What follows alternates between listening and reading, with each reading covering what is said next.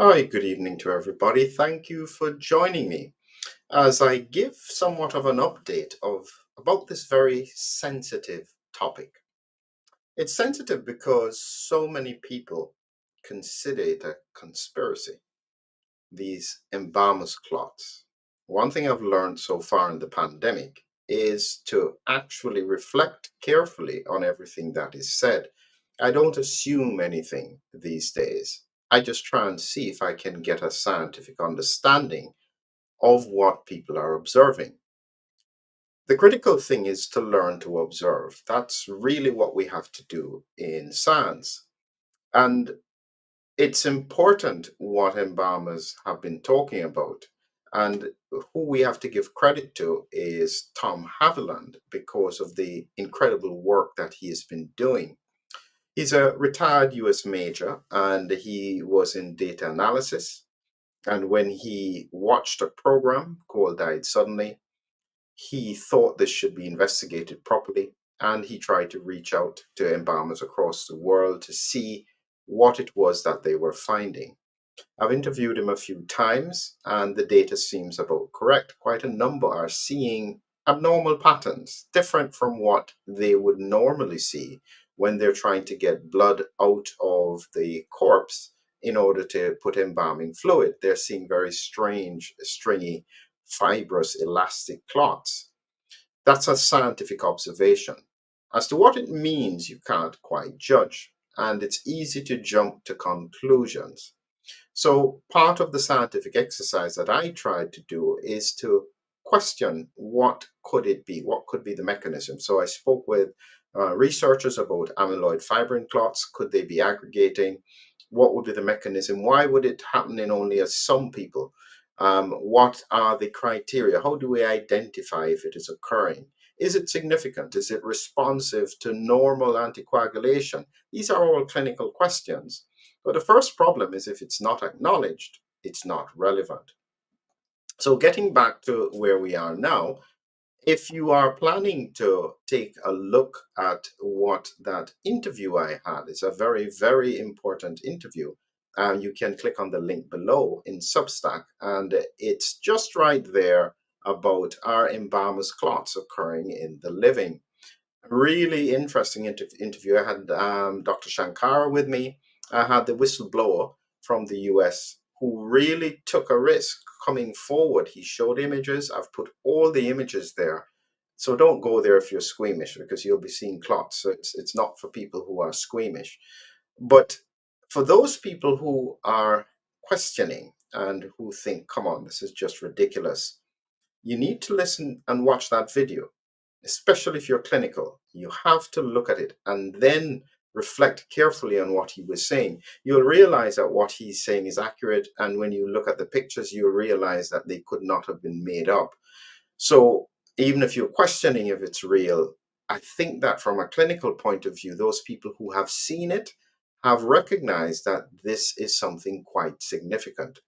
So what I'm going to be doing is I'm going to be playing a clip from Grant Stinchfield, and I'm also going to be trying to give a little bit more science around what I've been thinking over the past few months. And so you have here, this is the interview that Tom Haviland had with Grant Stinchfield. And as usual, this was highlighted. I'm trying to say, okay, this is what was said, but we do need to get further clarification on that. And so I'll be playing some clips of that with Thomas Haviland, and then I'll be trying to explain some of my more recent thoughts about what could be the mechanism that this is occurring, because it is very, very strange.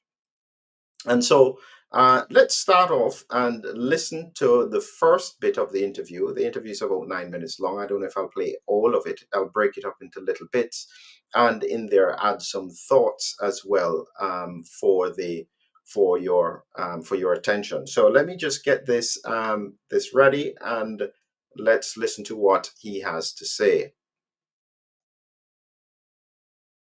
Back, everyone. All right, if you're sitting down for dinner, I'm going to apologize for this segment, but I want you to take a look at this.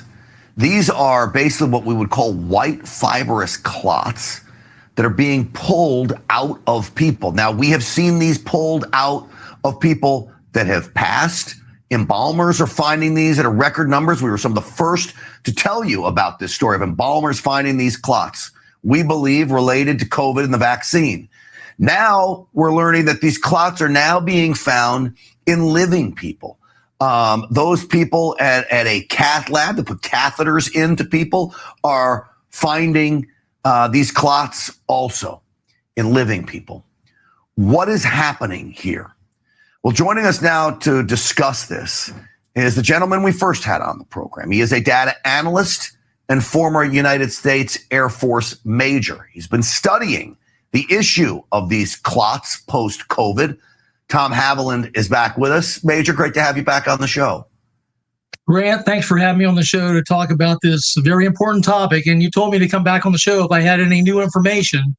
The last time I talked to your audience a couple of months ago, I was reporting the results of my latest worldwide embalmer blood clot survey, of which out of 269 embalmers that responded to that survey, 197 of them, 73% said they were still seeing the white fibrous clots, like I'm showing the audience here. They're kind of whitish or tannish color. They were finding those in about 20% of their corpses on average. So it was, it's an alarming thing, right? But now, as you said, we have proof through a couple of cath lab whistleblowers that have started to come forward that now these white fibrous clots are admitting that they've been seeing them in the living for the last 3 years as well. All right, so this... I'm going to pause that here for just a moment, and I'm going to think carefully about what it is that he has been saying with regards to some of these fibrous clots. Now, as I said, for those people who don't believe it's possible, you're not being scientific. First, if it's being observed and 73% who responded are seeing it, you've got to think this has got to be significant. So before I go any further with that interview, I just wanted to share a few of the ideas that I've had about what really could be the mechanism behind this. And so I'm going to share with you a few slides, and this is from the whistleblower image from the whistleblower as well. I did have the privilege of speaking to the whistleblower first, the first person who was willing to share this. I spoke with them. So it was a very important discussion, and he took great risk in talking about it. So let's just look at a little bit of the science around it. I've got here an image of the vascular system of the body. And in it here, you can see this is the heart here, and it's pumping blood around the body. And it's also receiving blood from different parts of the body, from the head and the neck and the arms, as well as coming up from the legs and the abdomen. Red are arteries and blue are veins. Veins bring blood back to the heart, top and bottom. Arteries pump blood, oxygenated blood around the body in red, okay? So usually the path of an artery always usually follows a similar path with the vein. They usually run alongside each other. And so right here in blue, just about here, this is the inferior vena cava, and it's carrying deoxygenated blood back to the heart, where it's going to go through the lungs to get oxygen again. So this circle continues to happen. Now, the reason I'm highlighting especially the vena cava is because a number of the clots, if you had looked at the full video and the images that I have in the link, a number of the clots are occurring in this inferior vena cava. And part of my question is why? Why is it occurring here and also in some of the arterial system? So I then took a look at this is an image of a muscular artery. And the reason I'm highlighting this is because I want you to understand that whatever is causing the body to lay down abnormal proteins on the lining of the blood vessel wall has got to be something that is occurring quite systemically. So why is it presenting in big veins, not necessarily small ones? And it seems to happen as well in big arteries. So here is an artery, and inside, this is the lining, the internal lining. It's usually very smooth because any kind of chink will cause blood to clot. And this is why the body protects the smoothness of the inside of the artery.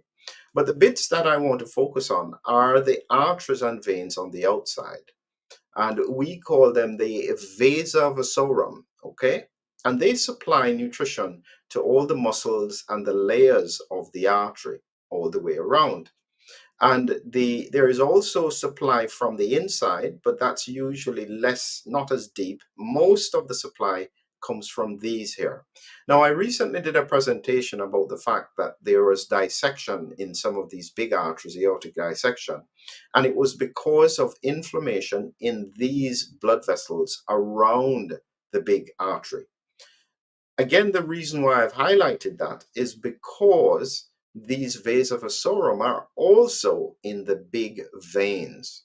Okay, so like the inferior vena cava, because I was trying to understand what mechanism is causing this deposition of abnormal proteins. And this is it more closely. You can see here that if you had inflammation, even in a big vein on the outside, which then caused inflammation on the lining of the blood vessel, you would start to immediately lay down clot, because this is just what the body does. This area is supposed to be very smooth, and any kind of inflammation tends to trigger the body to start trying to heal it with the formation of clots. And so that's a very important piece of the puzzle. And so when I show you this picture here again, and again I show you these are the veins going up in blue, right? This is what it looks like in real time. And this is what the whistleblower was finding. So this is where they're doing an embolectomy. So this represents the veins here, the two big veins coming together to the inferior vena cava. This represents a wire that's going to try and pull all of these clots out. When you go to the Substack, you will see exactly what it looked like when all the clots were pulled out, and you can see that they fit almost all of these big veins. So my suspicion is that there is inflammation in the lining of these veins, which is then predisposing to the deposition of abnormal proteins and clots. And this is probably one of the mechanisms why we're seeing this, not just in the Embalmers clots, but also in the living. So some pretty serious stuff. So it may seem light, but it's serious because it has clinical implications. And so when people say they don't believe it, that doesn't make sense. You need to examine what was seen or what is being seen. And critically, in the interview, it's going to be highlighted that Tom Haviland has identified other whistleblowers. So it's not just one. It's just that people are absolutely afraid to come forward. That's very, very worrying. And that's probably the most serious thing that we now have to address. So let's get back to some of the interview here, and you can listen to what else was said. This is what you tipped me off to, and as I said, I'm hungry for information, and you told it to me. So this gentleman who didn't want his identity known was on another podcast. We have the audio of him. This is a whistleblower saying that he is seeing that it seems like the vaccines have a greater issue on these clots now, that 99% of his patients that see these clots are COVID vaccinated. So roll the clip from the whistleblower. It seems like the more vaccines that they have, the bigger the problem is. We've had patients now that have up to 8 vaccines. 8. But we also have patients with 1. Well, I could only speak to my lab. And in my lab, it's 99% vaccinated. All right, this is helpful, Major, because one of the questions I asked you was, how do we determine whether these clots are from the COVID virus or the COVID vaccine or a combination of all three? We know that they started appearing after COVID burst on the scene, but we don't exactly know. Now with this in living patients, more clots in people that have been more vaccinated. Am I getting this right, Major? Yeah, and we knew the embalmers were suspecting the clots were forming pre-death because they were picking up bodies that were only an hour or two old, Grant, and they were finding them riddled with the clots. And they said there's no way that these clots could be forming in just the hour or two since the person passed. There was also one of the embalmers from the Died Suddenly film who runs a funeral home in Missouri. She's also a funeral director and does her own embalming. And she said every time she found the white fibrous clots, she would ask the families of the deceased, was your loved one COVID vaccinated? And she said 100% of the time, Grant, without fail, the answer was yes, the person had been vaccinated. So now that's being corroborated by this gentleman that came forward and said he's seen the white fibrous clots, and 99% of the time he sees it is the people have had anywhere from 1 to 8 COVID vaccines. Amazing. So let me play one more clip from that whistleblower's interview. Roll that. We seem to be only treating the white fibrous clots now.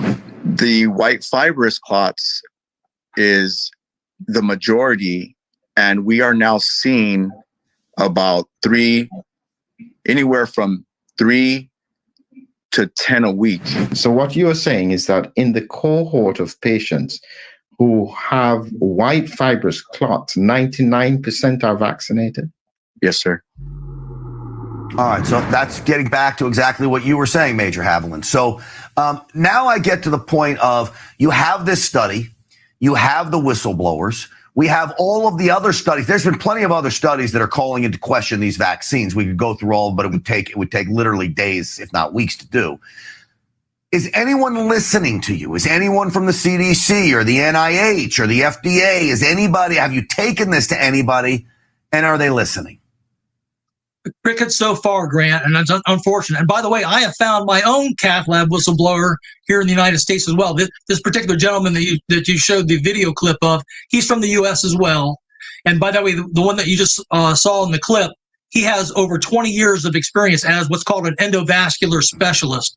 He's the guy that actually physically removes the clots from the people in the cath lab, which is also staffed with vascular surgeons, cardiologists, radiologists, anesthesiologists, and nurses. So there's other people that are witnessing this as well, but they're all afraid to come out, Grant, because they see what's happening to doctors. They're getting their licenses pulled, their board certifications taken away. So there's a big fear from both this gentleman, the audience just saw, plus the other whistleblower that I'm working with right now, trying to get them to come forward to talk about this. And unfortunately, the FDA and the CDC don't want to look into either the embalmers or what's happening in these. There's 1,700 cath labs across the United States, and I'm sure this is happening in many of these. And by the way, that gentleman said, he's pulling anywhere from 3 to 10 clots out of patients every week. So this is serious stuff, and as I was saying, this is being corroborated across the world. So it's not one person, but what he highlighted there, which is probably the most serious point, is that people are afraid. So even me talking about this comes with the risk. Will this video even stay up? Because it actually dared to think about whether or not there was potentially a correlation.